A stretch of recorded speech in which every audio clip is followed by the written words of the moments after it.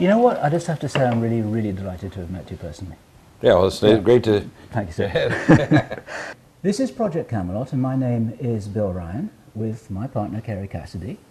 And we're bookending here right between us. We've got Dr. Bill Deagle, and it's a tremendous privilege to be with you. Yes, thanks very much. I just joked with Dr. Bill just now that I'm claiming a Guinness record for having listened to the Granada Forum lecture all the way through 7 times, which I had to do because there's so much data in there.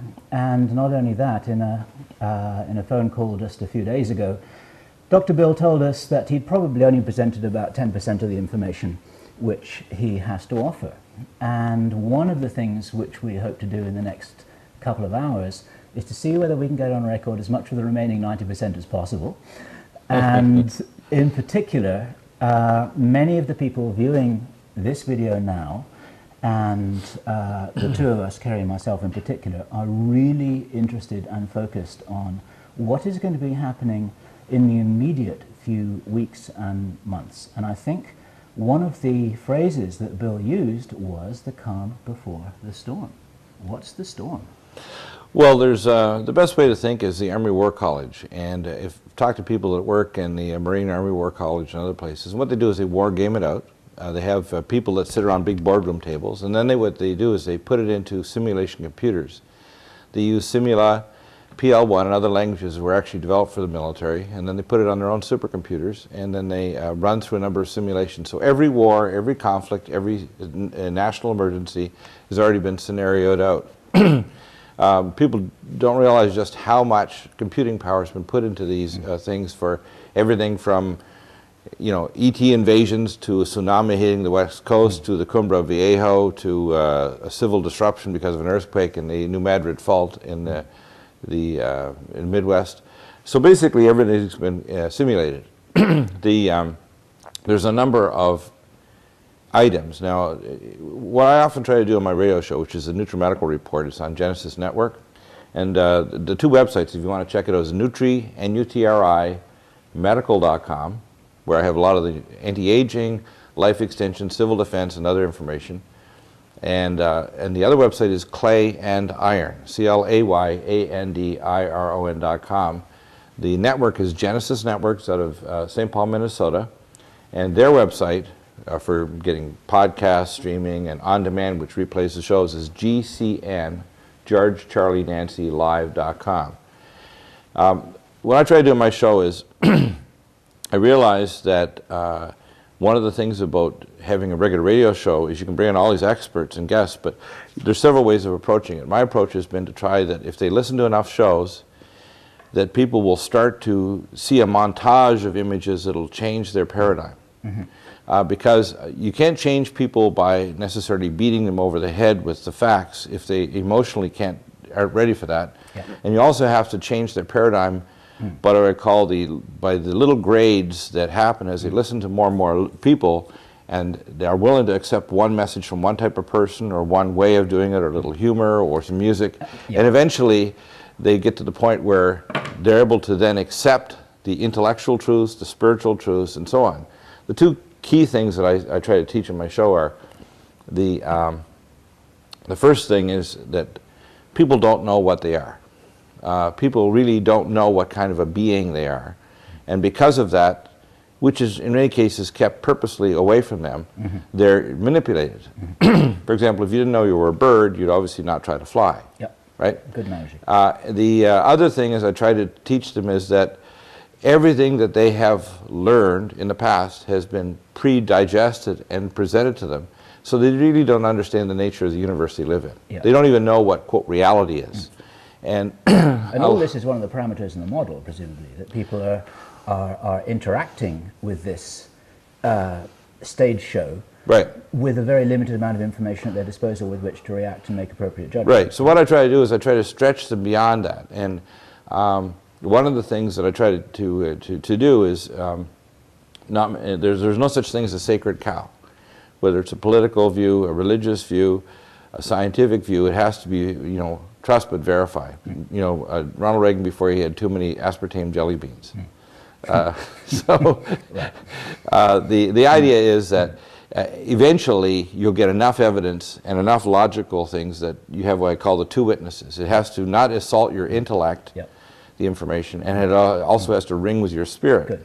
But you know, a lot of people watching this now have already done that homework. Right. Either by listening to your shows or listening to ours, because we've been operating in exactly the same way, or both. Right. And there's also, would you agree that there's not a lot of time now? No, there's not a lot of time, and there's a number of what I call spasms of events that are going to happen. And to just give you the timeline of where things are going, rather than giving you specific dates, the first thing is that people need to understand whether we elect McCain, Palin, or Obama, Biden, or the Green Party with McKinney, the events are already in motion to create a regional and world economic catastrophe, and then to create regional and world banks. So like they've already got the script for the movie, but they haven't got the cast yet. Right, and they've gone to central casting, and whoever the players are, they're in a sense going to be like riders on the wave of this. So what's the script?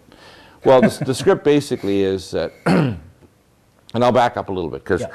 And also, a few minutes ago you mentioned modeling. It would be great to tie this back into the modeling scenario that you... Right, they've done lots of modeling. In fact, they have one of the most advanced programs at the University of California in San Francisco, and they're tied directly to the National Reconnaissance Office. This, by the way, I do regularly on my show release classified information. And NRO has access to, you know, the Cray 5s and Cray 4 supercomputers arrays. And so they will do simulation. And that's located in Denver. Well, that's where the main node. That's where the main node is. It's actually at Schriever Air Force Base, but they also have their systems elsewhere. And people need to know that the world that they believe in is a fairy tale that never existed. Right. Right. Yep. So anyway, this is at university level. They have a social modeling supercomputer program, and what they do is they try different perturbations. They'll try a little thing, they'll put a balloon up, put a media event. And they're able to model that based on getting information back. They're able to do specific searches, which are called architectural searches, not all that indifferent from the half-pass human or the Princeton University kind of eggs thing. They're actually mining the internet, they're mining phone conversations, they're mining data from people's cable boxes, which have got two ways so they can know what they're watching, and they have what's called data architecture software that can actually analyze it. Yep.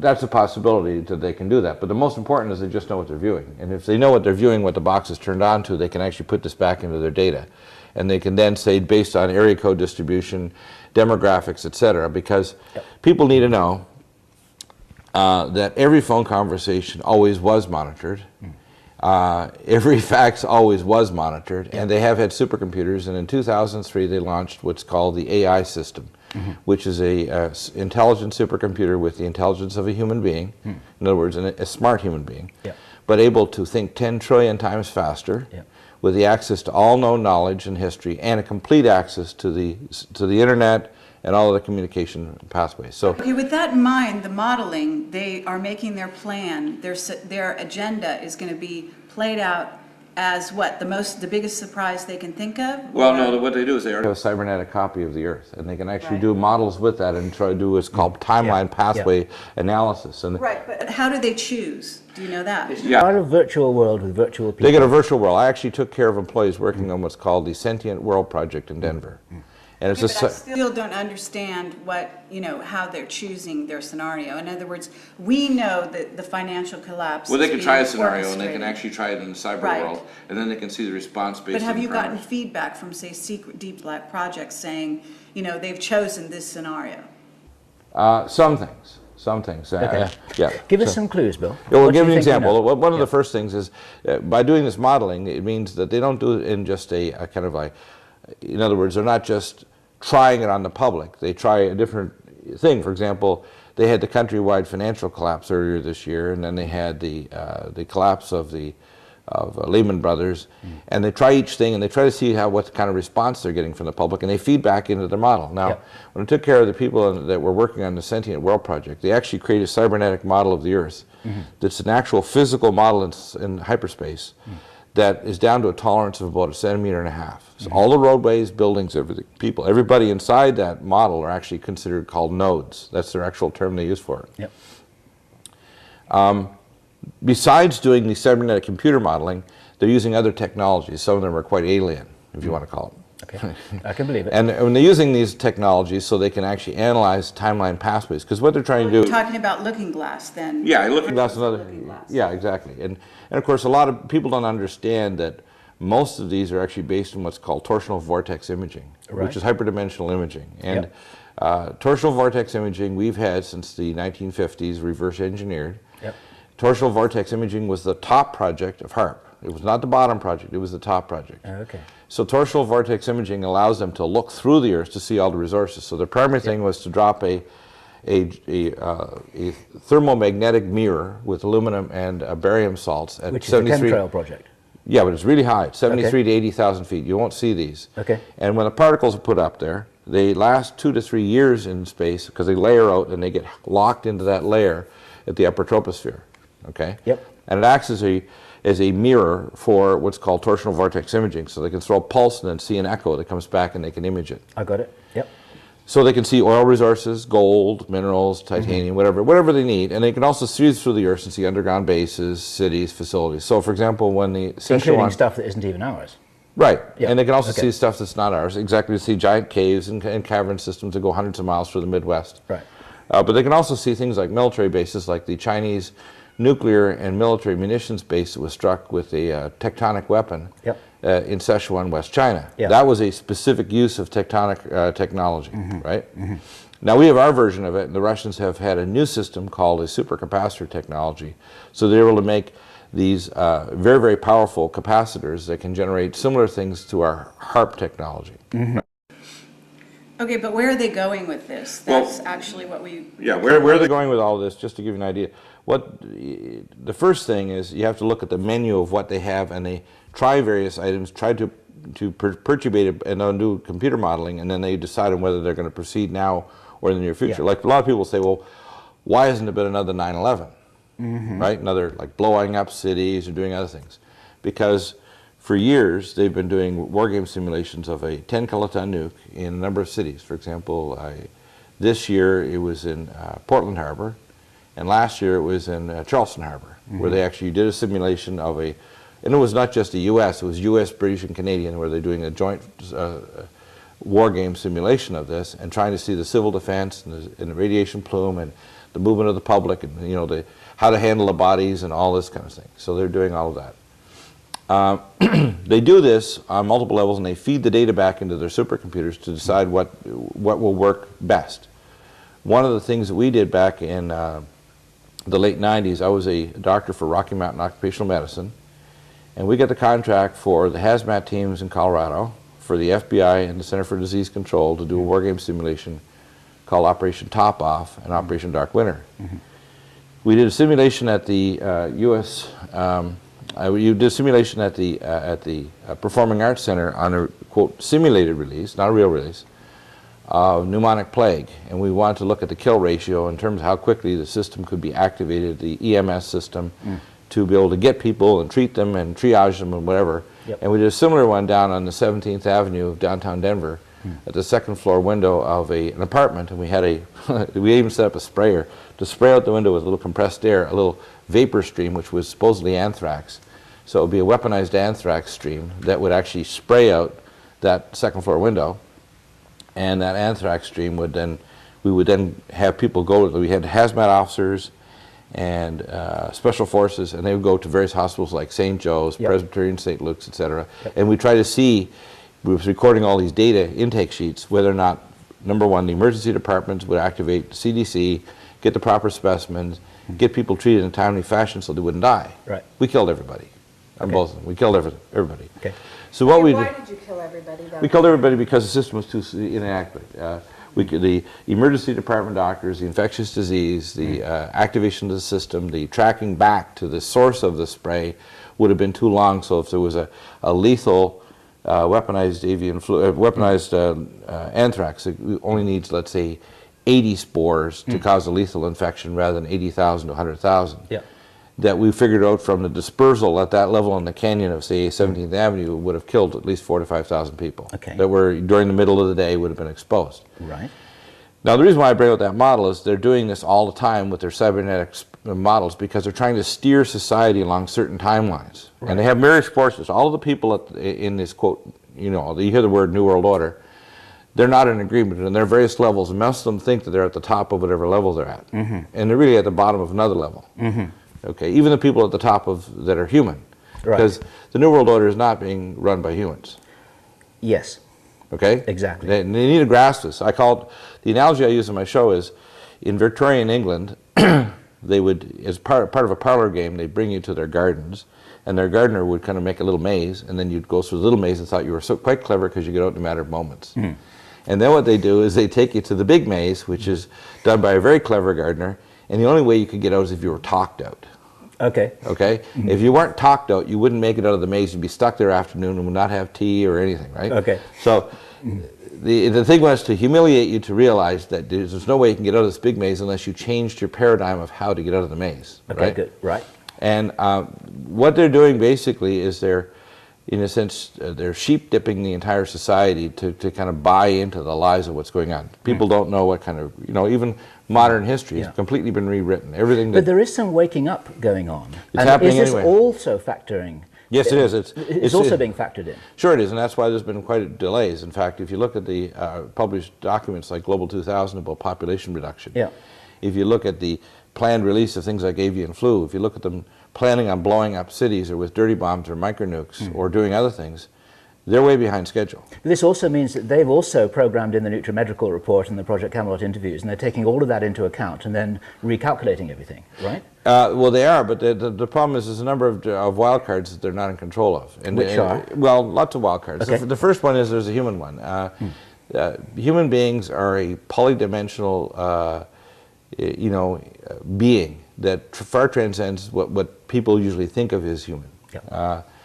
Just to give you kind of go back up in terms of little physics, our plane of existence, the energetic plane, has 5 dimensions, not 4. Okay? Yep. Then the spiritual plane has 7 dimensions. Some people call it astral. And then there's the 13th, which is the eternal. Okay? And everything are harmonics of that. That's why the very nature of existence itself is literally the passage of spirit through energetic planes. It creates a montage. We'll buy all of that. And what we are here, what I see in my field of vision, is a tiny tip of a huge iceberg. And, and that iceberg is a beautiful, fantastic, wonderful, eternal thing. And, exactly. In other words, this moment that's existing right now as we are taping has always existed. I'll buy that too. Absolutely. Time is circular. So, but Bill, what I wanted to know is, what are you saying they're going to do with this? Because obviously, if they're behind schedule, and here we are in end of September, and we've got the American economy going in the tank, and so what's the next step? Well, here you got to think about what their goal is, and it's almost like a mouse that reaches certain barriers, a smart mouse. And if you put a barrier down, if the mouse can still smell the cheese, it'll get around that barrier and it'll figure out how to do it. And if it's a very intuitive mouse, it can see beyond the barrier to where the pathway is to get to the cheese. And if it's got lots of access, then it's going to do that, right? Right. So where I see it is this. Their goal is to have a World Bank. Their goal is to have regionalized currency zones. They published it. In fact, one of the things is you have to understand, which is really bizarre but also true, is that part of the, quote, religion, if you want to call it, or the dogma of the globalists, is to prove that they're a super class or the predator class or have the right to make these decisions, is they have to publish it, and the profane don't understand it. But it's plainly published. Like, for example, in September of 1973, the Council on Foreign Relations. It's all in plain sight. It's all in plain sight. In other words, if you want to have Mountain report, for example. right, or the 1974 document that talked about the greatest danger to the world is population growth, or the Global 2000. Guidestones. Exactly. It's all in plain sight, and the problem is that people will look and say, well, it can't be true because it's in plain sight. It's almost like if you want to say that it's a battleship, it's well, it's painted pink. It can't be a battleship, and it's got plants coming off all the turrets. Even though it is a battleship and it's in the front yard. What aliens, though, are running the show, in your opinion? I'm going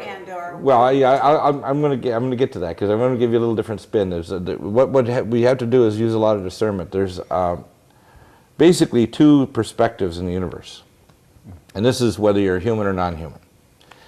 What we are, or any other quote sentient being in the universe, is a spirit being that's transcending to an energy matrix, creating a reality. Okay, in other words, we're co-creators of our own timeline and future. Absolutely.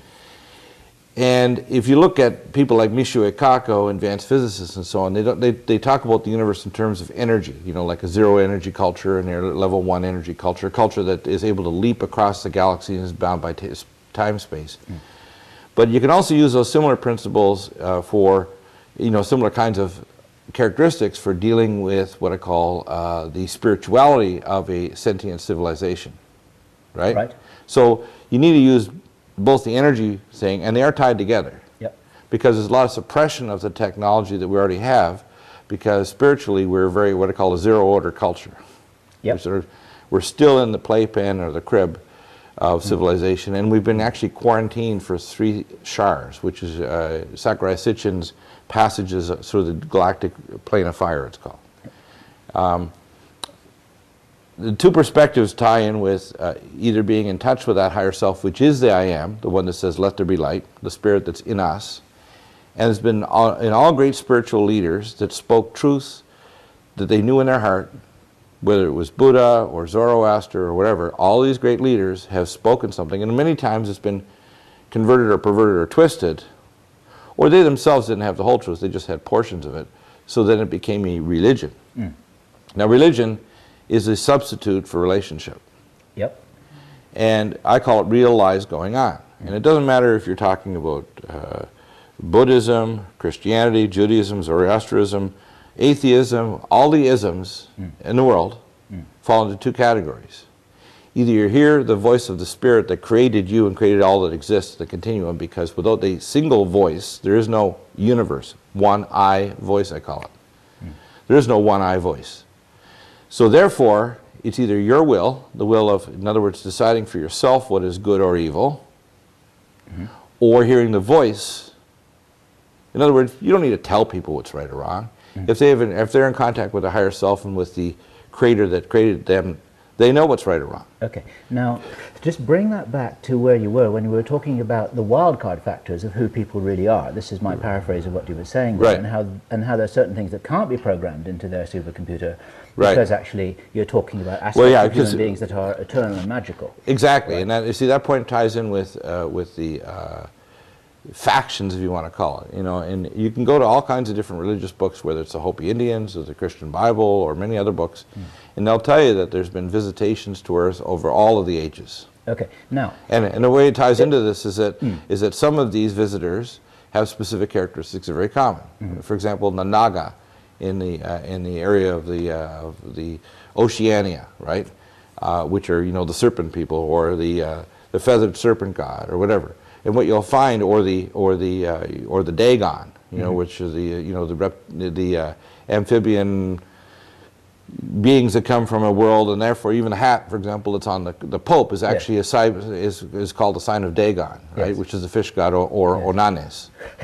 Yes, exactly. Right? Okay. But which is always in the background, in other words. Right now, there'll be people watching this who say, right, I know I'm eternal and magical, and I'm really interested in what you're saying. So what can I do? How can I be? What action can I take to capitalize on my wild card that they may not be able to predict what I'm going to do next? Well, yeah, what I'm trying to do is get at, you know, I hear lots of different reports that people say, I've been in touch with the Pleiadian or the Andromedans, or I've been in touch with this group or that group.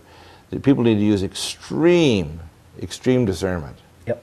And the way I think about it is this: I say, you know, if you went to a new city, let's say you were from South Africa, and you came to New York City, and you didn't know where to go, but you went to the wrong part of the city, you might not come back out alive. Right. Okay? And the similar thing, you have to think of the universe that way too. There's very good places in the universe and very bad. Yeah. Okay? And just think of it this way. Any being that's capable of leaping across space-time and arriving in our world, you have to assume that their intelligence is limitlessly greater than ours, and therefore anything that they communicate to us could either be very true or very, very maliciously manipulated to control us. Exactly. Almost like a pet. In other words, we would be treated like an ant or a cockroach or like my pet dogs. They would have no way of even understanding what we're talking about, so it would be almost sport. Yes. Right? Except that if they're that intelligent, they also realize that we're grand spiritual beings in our own right, and therefore they're actually dealing with something that's much more massive than just our three-dimensional self. Exactly, exactly. Here's the point, though. You've got two perspectives out there. You've got one group, we'll call them just for the sake of, you know, like David Icke, who was speaking at the UFO conference up in San Francisco. He calls them the reptilians, okay? Or you might call them the serpents, like it talks about in the Bible, okay? And in fact, you got to understand that you're looking, when you look at the Bible, at things that are a description to people that were shepherds and artisans 2,000 to 3,000 years ago, right? Or you look at other ancient books, and what they're really trying to describe to you is something that's actually quite similar to what's happening today. So let's say we have one group that says, we are a predatory super nation of super scientists that don't have any spirit, but we invade and take over worlds. We can invade the mind space dimension. We can attack on the physical level. We can put policies in place to cut off their connection between their physical body and their spiritual body. Through the things like fluoridation and genetically modified food, electromagnetic pollution. So are you suggesting that this is the reptilians that are involved with the current Illuminati? This type of agenda? Of course, but it's, it's just it's no different than what the Bible's been saying all along, the serpentine. Right, it's just that I want to sort of base it here in the here and now a little bit. Right. So that people understand what you're talking about. A lot of times, though, they misjudge it because, for example, when David's done a lot of really good work, but one of the times if you don't know what you're seeing, because you've never seen anything like it before, what he did is he took a thing called ayahuasca, which is an analog of dimethyltryptamine. Yes.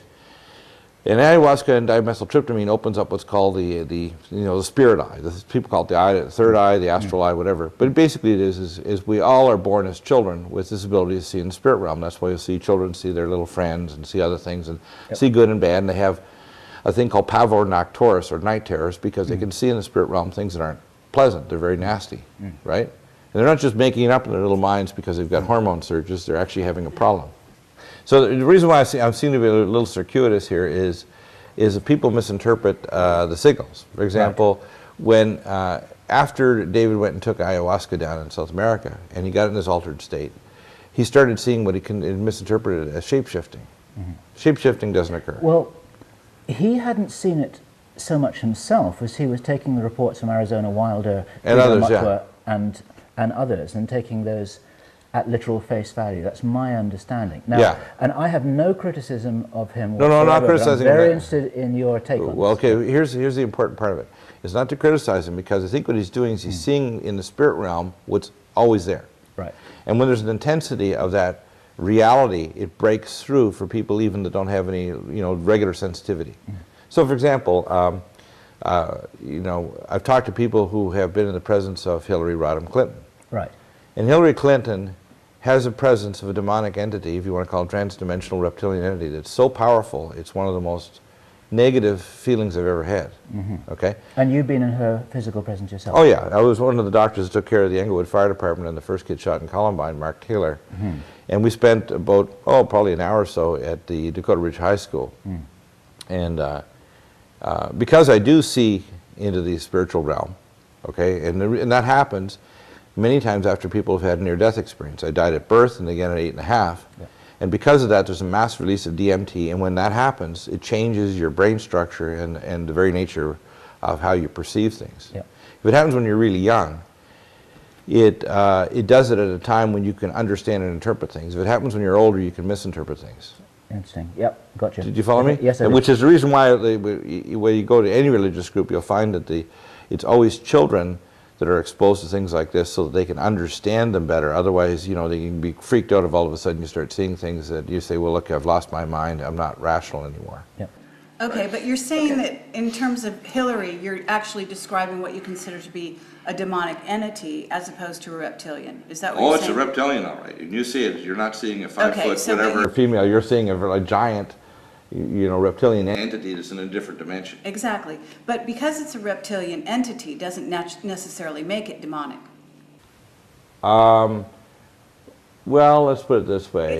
It's still an ET from a different dimension. Oh, this would be Evil. This is evil. Okay. This is evil. What people need to understand is that there's a vast universe out there. If you just listen to a lot of the scientists, and everybody that's probably listening to this, will understand. If you just, they're looking for bacteria on Mars, and they're looking for other evidence that there's even simple life form on Titan and other planets, and planetoids and so on. The fact is, if you just take the minimal number of factors, there's 100 billion stars just in this galaxy, and there's 100 billion galaxies. And that's in the so-called known cosmos, cosmos, which in a sense is probably an elemental particle in a yet larger universe. Right. Right? Yeah. Yep. So But sure. I'm still back with, So- with where you were saying that David Icke was wrong because he Well, was wrong because I actually think seeing I think what- reptilians, and you're saying they don't shapeshift. Things have to also match science too, because when if you had a shapeshift from a smaller individual to a physical presence that is, a giant reptilian or whatever, you're going to actually have the thermodynamic laws will cause spontaneous combustion. It just wouldn't occur. So what you have to do is, unless there are changes in the laws of physics, which isn't going to occur, then what you're seeing is something that's completely, doesn't occur. what's happening. What you can see, though, is your perception is changing, and you're able to see into different dimensions simultaneously. Yeah, that's an ability. So to have they all- aren't changing, your vision is changing, your ability to see is changing. When you're looking at them. Yeah. Now, a lot of time people have to use these kind of things. And now, the biggest problem I am worried about is that when there's a lack of discernment, there gets to be a mixed message, and so many messages have a lot of noise in them that people won't get a clear understanding of either the opportunities or the dangers of what's going on. Sure. And so you'll have people, for example, like Arizona Wilder and others, that say they've seen these things happen right in the middle of ceremonies, whatever. And what they don't understand is the intensity is so great, they're actually seeing into the spirit realm that's happening in a parallel universe. Yes, Right. it's a perception that's being Okay. altered. It's not the physical And reality. it's not physical reality, yeah. Exactly. We're tapping into that, but at the same time, let's talk about how does that impact the Illuminati agenda, because we've got a lot of reptilians influencing that agenda. Well, let me Explain what happens is, if you look at all of the secret societies down through history, not just in our current history in the last 6,000 years, but basically pretty well all of human history, going back to previous civilizations that have risen and fallen, there's been this, if you want to call it, Dark Alliance. Okay? Now, the Dark Alliance has been basically with higher orders of these secret orders that have passed down through. In the most recent past, going back the last 6,000 years, it was the ancient Sumerians and Egyptians. All the highest rulers of those civilizations would put their children through sex magic rituals, human sacrifice, and other things, so they would create if you want to call it, an astral gate in their mind, so they could attach these transdimensional entities to them, almost like the suckerfish on the shark, okay? Yes.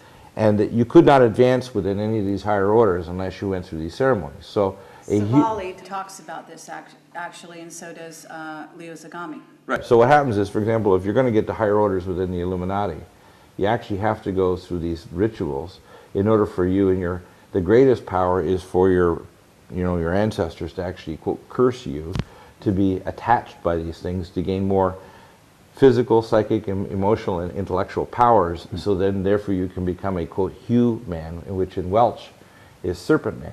Okay. And if you look at the Magna Carta, it was written not for the mansters, which was the word monster, it was converted to monster. It was for serpent men, or the royals. Those who had gone through the ceremonies were humans, which means serpent men, and had the transdimensionals literally attached to them, almost like a parasite, a psychic parasite, to create a, quote, human, which is a new, if you want to call it, hybrid, clay and iron. In other words, you have the iron of the serpentine transdimensional beings with their higher science and abilities and so on, literally attached to the man to create a human.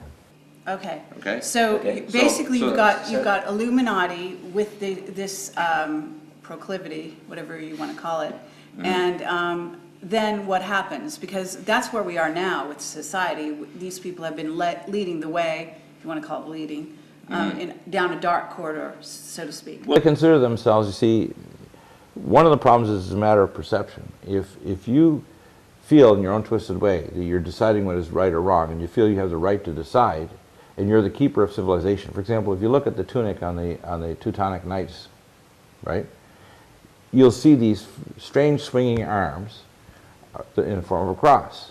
That's not a Christian cross. That cross goes long before Jesus Christ, long before there was the first Jew, long before Egypt and Samaria. It goes way back to Atlantis and before.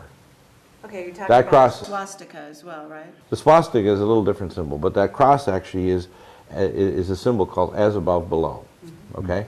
And what you're doing is you're looking at the swinging arms of a galaxy above and below at the equinoxes. So that's what you're seeing there. Okay. Okay? So here we are at this juncture where We're now- we're actually moving into the galactic center. Right, so we're moving not only through the plane, but at what an equinox. So we're having passing through the plane at an equinox has very important effects, not just on the physical plane, because we're entering an energy belt, which affects the DNA, it affects life form and communications and everything, but it also affects the spiritual aspects of the creatures on the planet. Yeah. But it also opens up gates. Bring this back now to the problems of discernment, to the wildcard factors that have got to do with the eternal magical creatures that we are and how this can't be modeled in the supercomputer, and then again with what they do think they are trying, or what you do think that they are trying to do with us over the next few weeks and months. And, if there's a way to align this information in a way that's practically meaningful to people there, right? Who actually, as we speak, are thinking, what do I do with my jobs, my family, my money? Yeah, I want to get to that too. There are practical problems to solve here. Yeah, the first thing I think, number one, is they have to discern, number one, am I involved with a religion, real lies going on, or am I involved with spirituality? Right. And I'm not necessarily going to put a label on it or tell them which one. What I try to tell them is that, for example, I'm a believer, but if I go to a church, I'm going to cause trouble. Because I know things that they can't know and won't know. They're going to show that a lot of things that they're teaching are patently lies. Okay? And unfortunately, it isn't just one group or another. I'm closest to lie to, if you want to call it, I'm like a cosmic messianic believer. And I don't even like to use the word Christian because it was actually a blasphemy against Christians, that they're little anointed ones. That's right. That term's already been hijacked long ago. Right, it's hijacked. Now, here's the point, is that if you actually understand the split in the so-called Eastern and Western Church, and you understand the reason why there's such a determination to not only hijack Judaism and Christianity and Islam, and why this is all kind of leading us toward what I call this final conflict of Armageddon, it's been stage managed at a higher level. Right. Right? It's all stage managed. And the problem is people don't understand they're being manipulated, even though every step is being manipulated. Oh yeah, we got to get Al-Qaeda. Well, who created Al-Qaeda? When you start showing that these things were totally manufactured, and Al-Qaeda means the database. Yes.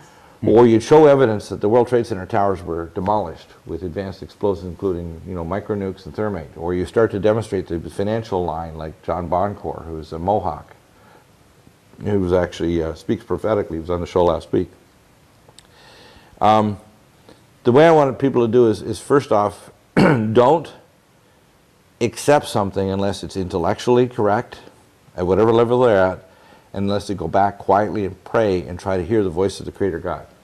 Because the problem right now is that there's so much noise, it's discernment to keep them in, quote, Babylon or confusion, so they won't be able to discern, or they'll just dismiss it and they say, look, you people that talk about UFOs are nuts. Okay? If somebody had told me this years ago, I'd say, you're crazy. There's no way, going through medical school, training, surgery, whatever, I'd say there's no way that could be true. Because my mind is now focused on, I'm going to be a doctor, I'm going to help people, I'm going to do this and that, and I'm getting access to the totality of human knowledge and science, and I'm going to be able to, some future date, we're going to be able to help cure people of disease and so on. Not knowing that only 4% of information is access to even the university PhD tenured professorial level at the top levels in the world, and the other 96% is by invitation only. Right. Right? Or that society, and when you've been invited to enter those realms, then you start to realize, like, my gosh, your whole world is shattered, right? And that's what's disturbing about this, and I'm trying to get the message to the people that the hardest is to argue with people. Like, I remember having an argument here a year and a half ago with Professor Stephen Jones, who felt that thermate could have brought down the World Trade Centers alone. And of course, because I had a background in quantum physics and nuclear physics, I was supposed to go to MIT, and I went into honors biochemistry. I asked him a series of questions that he couldn't answer on a scientific ground. But he wanted to cling to his a priori idea anyway. Even though there is probably evidence it was thermate, there had to be nuclear explosions. There could not have been directed energy weapons, and I tried to explain to him, because I was a doctor for U.S. Space Command and Strategic Defense Star Wars. I said, and I talk to the engineers at very high levels and know exactly what's capable and what we have. Okay, but you have a really interesting background, okay? Right. But a lot of people say, well, you're working for them. Yeah, I know they'll say that, but that's what people need to do is ultimately they need to do intellectual analysis, and they need to pray. They need to trust their gut, in other words, their spiritual gut. So how did you get out of it? Because in a sense, you did work for them, right? You were their doctor. Well, I was a doctor, but I didn't know it. What happened is, here's what happened. People are so compartmentalized. Initially, I'll give you an example. Initially, I talked to someone working at, say, Falcon. And they had a little badge that would allow them to go into one hallway and down one pathway into one room with a security card. And they'd face scan them with a retinal scan and then fingerprint scan them. And boom, they go in their room and they'd spend so many hours there and they'd walk down the same pathway. And they were monitored. And they have to follow lines, isn't They that have right? to follow certain lines. On the floor.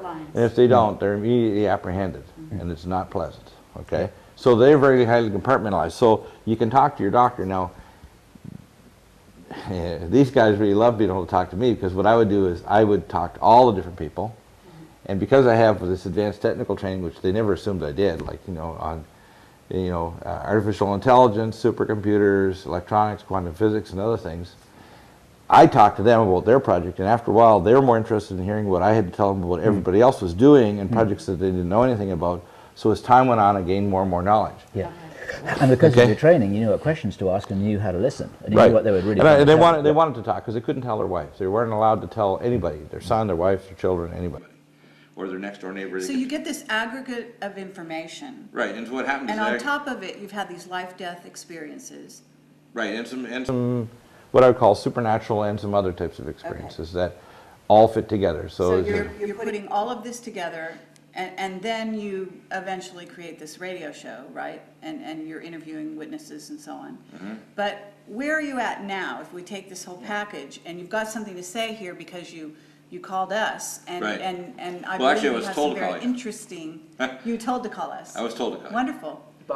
By your direct contact. Yeah. I have if you want to call, I have the direct phone line. You're not the only one that's been told that way to call us. Yeah. And I was told to call you, lovely. and I said it's time to call you. Not an hour from now, but right now, and I did.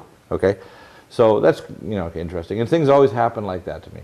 Sure. If I told you all the stories, you could fill books. You'd have stacks of tapes of amazing stories. You say that can't happen, but it has. Okay. Right. So I want to bring it back to what are they modeling? yeah. And what about these guys with their children and their money? Okay, fine. Well, yeah, and I'm going to get to that.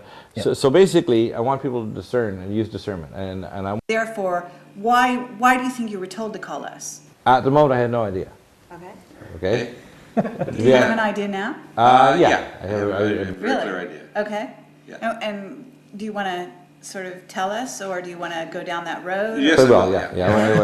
Yeah. What people have to understand is that human beings are a supernatural, transdimensional being that is made in the image of the creator of the universe. Yes. Just like the Bible says. Absolutely. Okay?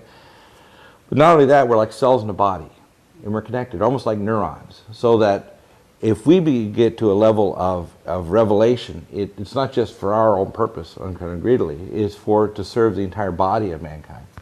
And the best way to think of mankind is not just, in this plane of time-space, but mankind is a non-local being that stretches across the cosmos and into the past, present, and future. Okay? So when you start to grasp that, and you have that intuitive, that's why I tell people when I try to do talks, I say, there's two groups of quote religions on earth. There's those that believe in the reincarnation, and those that don't believe in reincarnation, right? And the reason is they're both right and wrong. Okay. And the reason is, for them, that's their level of understanding, because that's where they're at. When you become truly intuitive at the highest levels, there's no such thing as reincarnation. Sure. Okay? Because we're eternal beings. Right. Yeah. And once you start grasping that, it's like the words of Yeshua HaMashiach, Jesus, it says, you know, though you do it to the least of my brother, you've done it to me. If you actually felt the pain of allowing your government to attack and blow up little girls in Baghdad, you wouldn't do it, because it would be like a neuron connected to another being. Or you wouldn't walk by a plant starving for water without watering it. You wouldn't spread depleted uranium on the crops, because you could feel that. In other You words, wouldn't do these things because you're doing it to yourself. right. It's another expression of the I am. Okay. Totally. We're a gardener of the garden. We're actually, you think of each spinning galaxy as a spinning flower in the universe. Okay? And, But let's get back to this, because we've got reptilians influencing the Illuminati agenda, and we've got an agenda that's being rolled out on a bunch of eternal beings that don't really recognize their eternalness.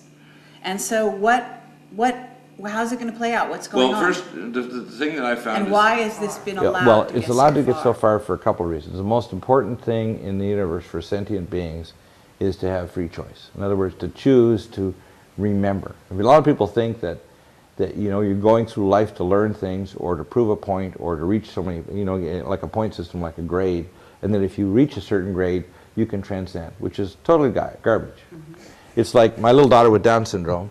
She doesn't have to earn points to be my daughter. Sure. Okay? Yeah. You are a son or daughter of the Most High God. Mm-hmm. And what's happening is your birthright's being stolen away from you, just like the story of Jacob and Esau. It's being stolen away from people, and the problem is it's being stolen away primarily to tell them things that they are not. Or to fill in dogma, and of course, interesting, the word dogma means am God, backwards. Mm. They're being told that they should decide what is good or evil, rather than deciding from the Spirit by making that connection. Because the only way for people to connect and not have an external matrix is to have the Spirit inside them. Absolutely. Now the problem I see is this, is that people have to discern there's two groups in the universe. There is, if you want to call it the dark empire, we will call them the trans-dimensional beings. We might call them the lords of darkness and their princes. And there's many different civilizations that are in this. Whether they're, we don't even need to get into names, but there's a whole series of them. Yep. You might call them the serpentines, the reptilians, the tall grays, whatever you want to call them. Okay. There's a whole array of these. And on the other side, there is a grand council of civilizations out there that are very, very caring, and they are connected to the Spirit of the Creator God. They are advanced beings, both human, humanoid, and non-human, across the cosmos and the universe. And of course, this is why the movie Star Wars was such a tremendous modern myth, because it represented this whole archetype that everyone really understands, even if they don't know it. Well, they understand it because it's something that they're resonating with their spirit. You see, Exactly. It's almost like someone going through a neuralizer, like the show MIB, Men in Black, and so they've forgotten something, but something can jar them back to remember it anyway. Yeah. Right? Okay. Absolutely. Yep. So. In a sense, you're in a sense of what I call spirit sleep. Your spirit's asleep, so that it can then start to reawaken its connectedness with everyone else. Okay, And but so what's the nuts and bolts Well, of how this plays out, though, at the moment? Well, I'll just give you a story. This is one of the most recent ones. Roughly 1 year ago, and I get visions and dreams. Okay, and one of my primary roles isn't to be a doctor, or a whistleblower, or a radio host. Those are all secondary. And really, to be honest with you, they're just a vehicle to try to get the real truth out, which isn't just facts. Because the problem is we have a sea of facts. But it doesn't change people. For example, when you look at the anomalies around 9/11, how many people have insisted that there's a proper investigation? Right? Absolutely. Right, and there's not. I mean, you've just followed the financial side and whatever, all the other anomalies, and we still have all these factions, even in the so-called 9/11 movement. Well, it's the same way with religion. I call it real lies going on. They have their dogma they cling to because it's what we call their hell insurance, because they're fearful of knowing these things out here, of hell or separation or whatever it is at the end of their physical life. So they kind of stuff themselves with dogma so that they can feel safe, right?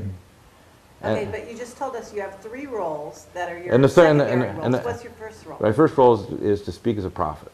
Okay. Okay, Now, I'm not talking about Monty Python, fill the stadium with prophets thing. And there's many different prophets. For example, I had, on the show last week, I had John Boncourt splitting the sky. And I really believe that there are many people, especially now, that there's a prophetic role for them. Sure. Okay? And they're from all different nations, colors, peoples, whatever, on the earth. It's like the body of mankind. But there's specific prophets that have what I call, if you want to call it, a executive role to try to bring those together and to bring the picture together so that it can be a platform to have an overall synthesis that can present it back to mankind and say, now see, so they can start to kind of get with the program before all hell breaks loose. Okay. And that's one of the reasons why I do my show, and that's one of the reasons I believe I was told to call you. I come from the perspective I want people to get rid of, quote, religion and get in every moment into spirituality. In other words, don't go to church on Sunday and think you're safe all week or whatever other day you like. Don't go in your prayer room and think that you're... Okay, but as a prophet, I mean, this is all good, but that's like the ABCs, and we're like way beyond that with our audience. I'm sure you are, Give them some credit. But I want them to understand where I'm coming from in my show, because a lot of time they won't get this on the show because I only present certain portions of it. Now, here's the next step. Okay. The next step is 1 year ago, I was taken by the Grand Council to the Eschaton. Okay. The Eschaton is beyond time-space. Sure. Okay? Now, this may seem very bizarre to people. I've been there 3 times. This last time was 1 year ago. Okay. And it's not a hallucination. It was a courtroom, if you want to call it, beyond time-space, with 24 witnesses through human history. Okay. Okay? And we were brought before the council because they're making a decision, either thumbs up or thumbs down for our civilization. Okay. Okay? And we're at the knife's edge of a bad decision. Okay. Okay, and I believe you. Right. Mankind, as a corporate being, has to make decisions to get on the right timeline. Absolutely. And if they don't make the right decisions, we're going to get on the wrong one, and we're going to become a dead cinder. In a sense, this planet, and if you want to think of the Earth as a living being, it's like a giant womb of these spirit beings called human beings on Earth, or mankind, that are about to be birthed to become, I call, Homo luminous, or Homo galacticus, or Homo, an advanced mankind that can interact with advanced civilizations across the cosmos, that doesn't have to have a matrix of billions of laws, that doesn't have to have a chip in us to track us to make sure we're good, and do all these things. Because what we're at this nexus or crossroads where we either are going to have the law, as Jesus Christ said himself, which is one of the great teachers, Yeshua HaMashiach, which means the Father in the flesh. Okay? And we are the Father in the flesh. So are you. It's as we wake people up, they then manifest what's always been there. It's the manifestation that counts. We're not greater than someone else. Okay, We're just... so you're in front of this council, and you're And what it is... witnessing what? The consciousness of all of these people, down through human history, to the council and all these different beings in the courtroom, and they basically came up with a judgment. They said, "Now we are sending you back, and the time is very short before judgment is going to fall, and mankind as a corporate being must get this message. And if they don't get the message correctly, which transcends religion, politics, national borders, or their version of a new world order or world government, because they got a world government that's absolutely noxious. It's not, see, a world government can be a world government with national boundaries and nations.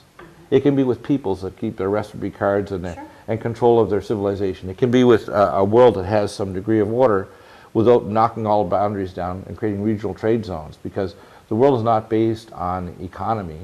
It's based on, if you want to call it, identity.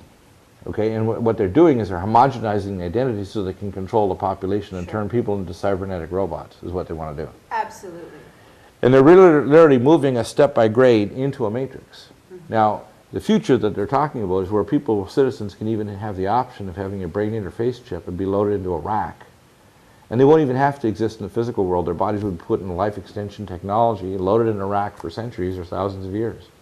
That's where we're headed. People say, oh no, that won't happen. I said, well, I'm sorry, but that hellish world is right around the corner. But it's dependent on humankind. And whether we'll even get to that, or most of civilization will die, these people are feverishly building underground bases at the rate here in America, for example, of 2 bases per year, anywhere from $18 to $26 billion. Yeah. Anywhere from 5.24 to 7. 7.25 cubic miles in size, most of them in dormant volcanic domes, or built with nuclear explosions underground to create these massive domes, or what's called a matrix, where they cut these giant tunnels. But that's not going to save them. No, it won't save them. And the fact is, it's not going to be a technical answer that's going to save them. And that's what the problem is. Yes. These are advanced intellectual beings without spirit.